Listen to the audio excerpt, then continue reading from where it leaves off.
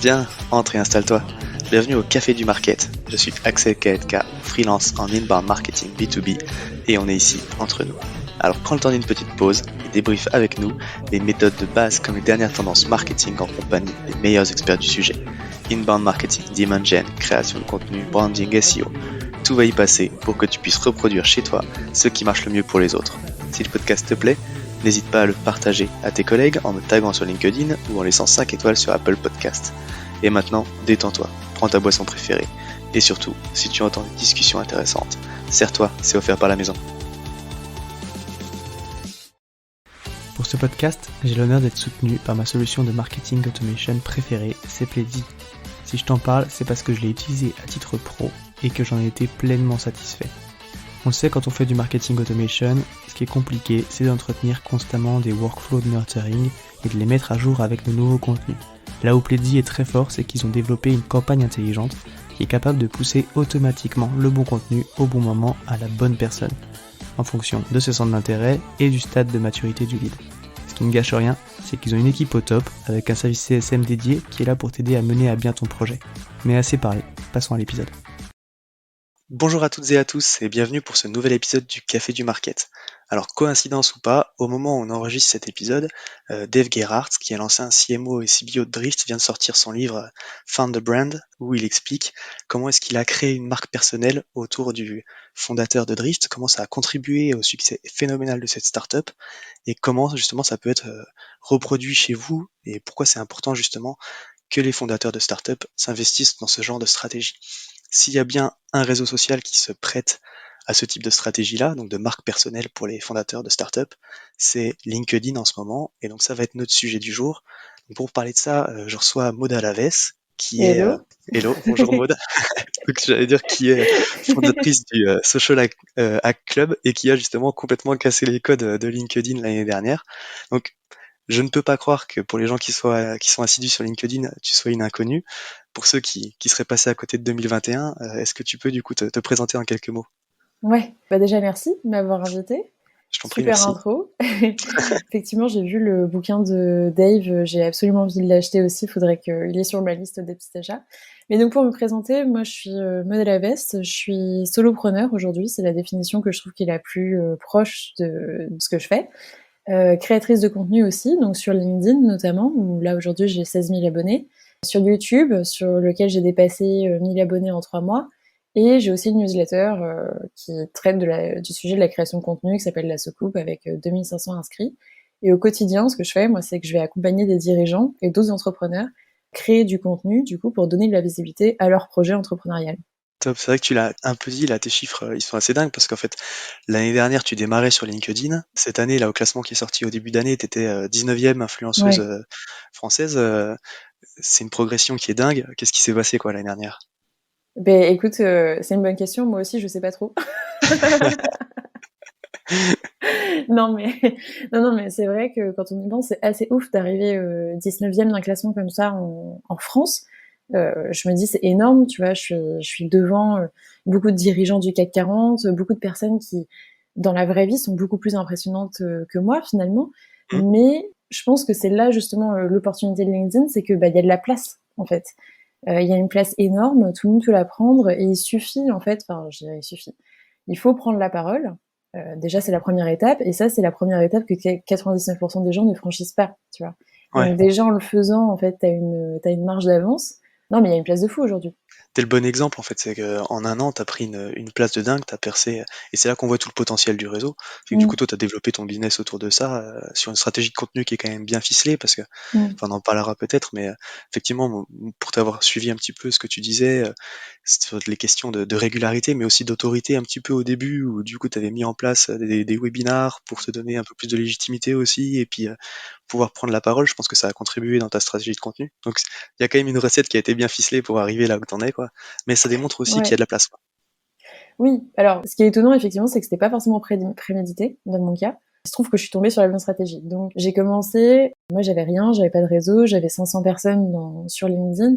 Et je m'étais mise en tête donc de faire ce projet d'école qui forme aux réseaux sociaux. Et donc à partir de là, la première étape pour moi, c'était de gagner en légitimité, gagner en crédibilité et de me faire connaître. Comme moi, en fait, j'avais le sentiment d'avoir aucune connaissance là-dessus, j'ai commencé par faire des webinaires, effectivement. Où là, j'ai interviewé d'autres personnes, qui est exactement ce que tu fais toi aujourd'hui, tu vois. Mhm. Tu fais un podcast, tu crées du contenu, tu interviews des personnes, tu te mets dans la même pièce que d'autres personnes, en fait, qui, elles, ont de l'audience. Et ça, moi, ça m'a permis, de 1, de me faire voir, de 2, de prendre en confiance, de 3, de capter l'audience de ces personnes-là, et ainsi, en fait, d'avoir un premier pas dans la création de contenu. Ça a pris à peu près 5 à 6 mois. Et après, les 5-6 mois suivants, là, je suis devenue un peu plus indépendante, j'ai pris la parole par moi-même, je suis bien restée constante sur le contenu, j'ai compris aussi ce qui fonctionnait, ce qui fonctionnait pas, et ça m'a permis du coup de solidifier en fait la base d'audience. Ouais, clairement, tout ce que tu dis là, c'est les bases d'une stratégie de contenu, quoi. Ça permet d'asseoir son expertise, de parler, enfin, de prendre la parole sur un sujet, d'être petit à petit reconnu comme un expert, à la fin de te constituer une audience qui va du coup pouvoir servir ton business, quoi. Ouais, Donc aujourd'hui, tu t'accompagnes les dirigeants d'entreprise, tu l'as dit, dans leur stratégie de contenu sur les réseaux sociaux. Tu ouais. as travaillé avec beaucoup de monde, du coup, déjà? Enfin, c'est quoi à peu près, du coup, ton expérience là-dessus? Alors moi, je prends aujourd'hui au maximum 5 clients par mois. Donc je suis à peu près à un peu plus de 30, ouais, j'ai accompagné une trentaine de personnes, une trentaine de dirigeants. Ouais, donc ça fait que t'as déjà quand même pas mal de recul sur effectivement la mise en place d'une stratégie, quoi. Une trentaine de personnes, ça fait déjà un bel échantillon, quoi. Ouais, oui. Parfait. Rentrons dans le vif du sujet, justement. Donc, on le disait, c'est vrai que c'est particulièrement important, surtout au stade early stage pour une entreprise, la prise de parole du fondateur, du CEO. Donc, ça permet de partager la vision, la proposition de valeur, de fédérer l'équipe et de fédérer aussi l'audience et donc des clients. Justement, j'allais te demander ton avis là-dessus. Tu considères que les réseaux sociaux, c'est indispensable dans cette démarche-là? Bah oui, clairement, en fait, pour moi, c'est la meilleure opportunité qu'on a aujourd'hui dans notre ère, en fait. À l'époque, pour faire de la pub, on avait la télé, voilà, mais Mm. la télé, elle a de moins en moins d'audience aujourd'hui, de toute façon. Tout le monde part de plus en plus sur les réseaux sociaux, et puis après, l'avantage quand même des réseaux sociaux qui est incomparable avec n'importe quel autre canal d'acquisition, c'est qu'il est gratuit. Alors, il est gratuit en termes de coût pour achat d'audience, maintenant, il n'est pas gratuit en termes de temps passé, ça c'est sûr, mais le potentiel de scale en fait d'un contenu est inimaginable, quoi. Ouais, c'est clair. C'est vrai que comme tu l'as très bien dit, il y a une époque, on était obligé de passer par les médias traditionnels, télé, presse, enfin bref, tout ce qui pouvait exister, mais c'était des médias qui étaient contrôlés justement par ces médias-là, quoi. Alors que Mm. les réseaux sociaux, après tout, n'importe qui peut créer du contenu. Du coup, c'est une formidable opportunité et c'est un très bon canal d'acquisition, effectivement. Donc alors concrètement, je suis CEO d'une startup, donc j'ai compris l'importance de cette stratégie-là, et donc quelle est la stratégie? C'est quoi les steps pour pouvoir démarrer? Les steps déjà, ça va être de définir quels sont les piliers de contenu, quels sont les sujets que la personne veut aborder. Moi, ce que je recommande, donc, c'est de suivre la stratégie tofu, mofu, bofu. Pourquoi elle est importante? Parce que faut en revenir à comment fonctionne l'algorithme sur LinkedIn. Il va fonctionner par système de boucle, c'est-à-dire qu'il va montrer votre contenu dans un premier temps à une centaine de personnes. Sur ces 100 personnes, il va analyser est-ce que les personnes engagent, est-ce qu'elles lisent le contenu, etc. Si oui, on le montrera plus. Sinon, on arrête de le montrer. Mmh. Et là, en fait, il y a deux choses qui peuvent influer sur ça. Il y a un, est-ce que le format du post est LinkedIn friendly, on va dire. Donc, est-ce que il est bien rédigé? Est-ce que on saute bien des lignes? Est-ce que c'est agréable? Est-ce qu'il y a des emojis? Voilà, tout ça, toutes les petites règles. Mais ça suffit pas. La deuxième chose après, c'est le sujet. Est-ce que le sujet va parler et est compréhensible par une majorité des gens? Si on a un sujet qui est compris et intéressant pour seulement une personne sur 100, donc par exemple, admettons, j'ai une boîte qui traite de toilettage pour Chihuahua. Mmh. Si je fais un post où je dis, voilà, je viens de lancer ma boîte de toilettage pour Chihuahua, probablement que ça n'intéressait personne. Et du coup, en fait, sur 100 personnes à qui on va montrer ce post, il y en a qu'une seule peut-être qui va interagir. LinkedIn va comprendre que c'est un post qui est pas intéressant, qui plaît pas, et du coup, il va le couper. Et il Mmh. va pas le montrer. Donc ça, c'est important. Pourquoi? Parce que ça veut dire qu'en fait, une fois qu'on a compris ça, en fait, le but du jeu, c'est de mettre une stratégie en place qui va permettre de faire passer ces messages quand même, tout en ayant un message suffisamment global pour que, en fait, il y ait plein de gens qui puissent le faire porter, quoi. En gros, il faut plus chercher à avoir des ambassadeurs et une audience que de trouver des prospects directement via ces posts. OK. Ouais, donc je vois ce que tu veux dire. Effectivement, tu dis plutôt que centrer tous tes posts sur ta niche, Du coup, tu en parlais de Ouais, Chihuahua, ça marche bien. voilà, Tu vas faire, donc c'est ce que tu appelles le tofu mofu bofu, donc en fait c'est le top of funnel, middle of funnel et bottom of funnel. ouais, Donc tu vas aborder des sujets qui peuvent être sur des thématiques un petit peu différentes voilà, du coup de ta niche pour pouvoir justement développer cette audience-là, avoir des c'est interactions. ça, Et ensuite, après, sur certains postes, de doser un petit peu pour pouvoir rentrer un petit peu quand même dans ton sujet et in fine avoir des prospects quand même, quoi. c'est ça. En gros, c'est 3 piliers de 3 sujets. Donc par exemple, là, je reviens sur un entrepreneur qui lance, son sa boîte de toilettage de Chihuahua. Bon, bah, le réflexe numéro 1 de tout le monde, ça va être de parler que de ça. Or ça, c'est des sujets, ce qu'on appelle donc BOFU, bottom of funnel, qui vont intéresser très peu de monde. Mais après, si on voit plus largement, en fait, qu'est-ce que cette personne fait? Bah, elle parle d'animaux, en fait. Elle est sur le sujet des animaux. Toilettage des animaux, voilà. Donc là, elle peut faire des posts MOFU là-dessus, qui là vont intéresser déjà plus d'une personne sur 100. Mmh. Et après, en tofu, là, elle peut parler de qu'est-ce que c'est l'aventure entrepreneuriale de lancer un salon de toilettage pour Chihuahua. Ouais. Ça parle toujours de elle, mais c'est un sujet en fait qui lui permet d'amener du storytelling, de raconter sa backstory à elle aussi, de se construire son personnage en ligne, ce qui va faire que les gens vont s'identifier à elle et peut-être que en fait dans le message qu'elle va faire passer, ceux qui vont liker seront probablement pas des gens qui vont acheter, mais en tout cas ils vont se rappeler d'elle, ils vont s'en souvenir, ils vont être capables de comprendre qui elle est et ils vont pouvoir en parler. Et c'est là où en fait on dit ça devient des ambassadeurs et c'est là où du coup on a une vraie stratégie LinkedIn qui commence à apporter ses fruits quoi. Eh oui, c'est vrai que c'est quelque chose que tu mets en avant là qui est vachement important. En fait, c'est pas sur LinkedIn, tu vas avoir les gens qui vont interagir avec ton contenu, Mm. qui sont pas forcément les gens qui deviendront tes clients, mais qui en fait vont te permettre d'avoir une visibilité auprès de ces gens-là, soit par le bouche à oreille, soit parce qu'en fait l'essentiel de tes clients, ils viendront aussi de gens qui lisent ton contenu, qui regardent ce que tu fais, mais qui interagissent pas forcément quoi. Donc en fait, tu as deux types Ouais. tu as l'audience et tes prospects quoi.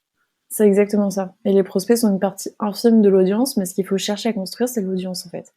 En gros, je dirais le premier conseil d'une stratégie, pour moi, c'est vraiment le mindset qu'il faut shifter et se dire le but de LinkedIn, c'est d'être présent tous les jours, c'est dans la tête de son consommateur tous les jours en fait, c'est d'arriver dans le top 1 quoi. C'est vraiment top of mind, c'est ce concept-là, c'est de se dire bah tous les jours je suis là, de telle sorte à ce que le jour où il a besoin de moi en fait, bah il ne pense plus qu'à moi. Il n'est pas d'autre nom en tête que moi.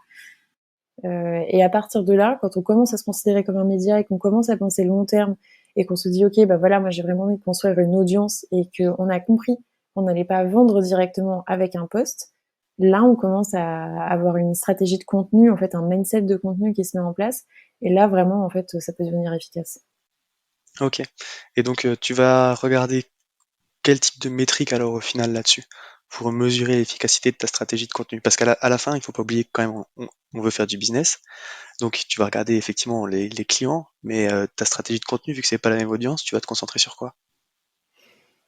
Bah, moi, j'ai remarqué quand même qu'il y avait un énorme lien entre les vues et les opportunités. C'est-à-dire que, étonnamment, plus un post fait de vues, plus voilà, il y a d'opportunités derrière, même si on parle d'un D'autres truc choses. qui n'a rien à voir. Ouais. Donc, pour moi, ce que je vais regarder, voilà, c'est le nombre d'opportunités qui sont générées. Et ça, je pense que le lien qu'il y a à faire, pour moi, en fait, c'est qu'il n'y a pas que le contenu dans une stratégie de contenu. Et sur LinkedIn, il y a surtout le profil.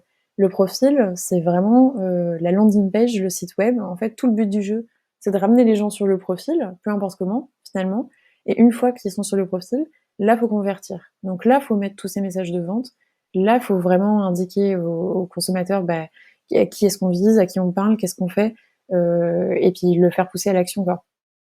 D'accord. Ouais, donc les vues de profil, c'est quelque chose que tu vas te suivre aussi du coup. Ouais, les vues de profil sont et ça, les vues de profil, en fait, sont corrélées au nombre de posts que tu fais. Donc, finalement, en fait, ce qu'il faut vraiment regarder, bah, ça dépend pourquoi on est sur LinkedIn, hein. Déjà, il faut se mettre un objectif clair, en fait. Est-ce qu'on est là pour avoir des clients et quel type de clients on cherche? Est-ce qu'on veut des prospects qui sont des high tickets et du coup, on a besoin de 3 clients, par mois parce qu'on fait du service, ou est-ce qu'on vend un produit, auquel cas bon bah là on le voit hein, directement aussi, moi sur le manuel LinkedIn je le vois hein, le nombre de ventes qu'on fait et puis Mhm. comment ça se crée. Voilà, ça c'est les deux options hein, B2B, B2C, si on est là pour vendre. Sinon est-ce qu'on est là pour trouver un job ou déclencher des opportunités avec la presse par exemple, ou juste faire de la réputation, juste de la notoriété, auquel cas les KPI ils peuvent varier hein. Ça peut être juste quelle audience j'ai pris, combien de followers j'ai grandi, combien de likes j'ai fait, à quel point les commentaires sont positifs ou non dans les posts que je fais. Ça, c'est à chacun en fait de savoir pourquoi il est là. Ouais, ok, donc on reprend. Si on schématise, donc tu as les objectifs qui vont dépendre du coup du business, ou en tout cas de ce que tu veux obtenir par ta stratégie LinkedIn. Derrière, en fait, tu as le tofu, mofu, bofu, donc où il faut mixer un petit peu les thématiques entre des choses très niches et des choses middle et des choses top of funnel qui vont te permettre d'avoir plus de visibilité. Le rapport dans le nombre de posts, tu dirais, tu le places comment entre ces trois niveaux? Ouais. C'est à peu près 50 bofu, 30 mofu et puis 20 du coup en tofu. Donc en fait, oui, tu vas quand même concentrer l'essentiel, en tout cas la moitié, au moins de tes publications sur quand même ton métier, quoi. Bah oui, pas la plupart des gens font des bofus. Normalement, si l'algorithme était sympa et puis qu'il était bien fait, en fait, on pourrait faire que du bofu, puisque finalement, c'est ça qui fait vendre, vraiment. C'est notre expertise quand même, c'est notre crédibilité. C'est juste qu'on a vu que ça intéressait personne, en fait. Ouais, Donc c'est là où on s'est dit, bon bah du coup, il faut avoir une stratégie qui permette quand même d'avoir de la visibilité pour nous donner la visibilité en changeant de sujet. Donc si en fait t'abordes que du bofu, tu vas grandir mais de manière exponentielle et puis en fait ça va mettre très longtemps. Alors que dès que tu fais un tofu, en fait ça te booste tu fais ton un palier, quoi. audience, tu vois. Mm. Ouais, ça fait un palier. Et en fait tu grandis par palier quoi. Donc c'est plus rapide. Ok, ouais, c'est super intéressant. Bon, bah écoute, merci beaucoup pour tous ces conseils.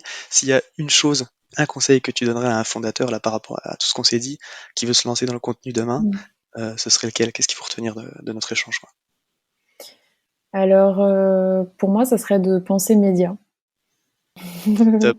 Ah, mais Ce c'est vrai serait qu'on d'arrêter de penser pub et penser comme un média, vraiment. Ouais, c'est super intéressant, mais ça rejoint toutes les tendances du moment de toute façon sur la création de contenu à valeur ajoutée et tout l'intérêt qu'il peut y avoir derrière pour avoir Ouais. son expertise et développer son business, quoi. Bon bah écoute, merci beaucoup Maud. Bon bah du coup s'il y a des questions pour toi derrière, je ne dirai pas sur quel réseau social tu es, mais j'imagine qu'on peut te trouver sur LinkedIn. C'est ça, comment t'as deviné? Ouais, ok. Bon bah écoute encore merci pour tout. Merci Je te à souhaite toi. une bonne journée et puis à bientôt. Ouais, à bientôt. À tous ceux qui ont tenu jusqu'ici, déjà merci beaucoup, et j'imagine que le sujet vous a plu, donc n'hésitez pas à envoyer de bonnes ondes à notre invité.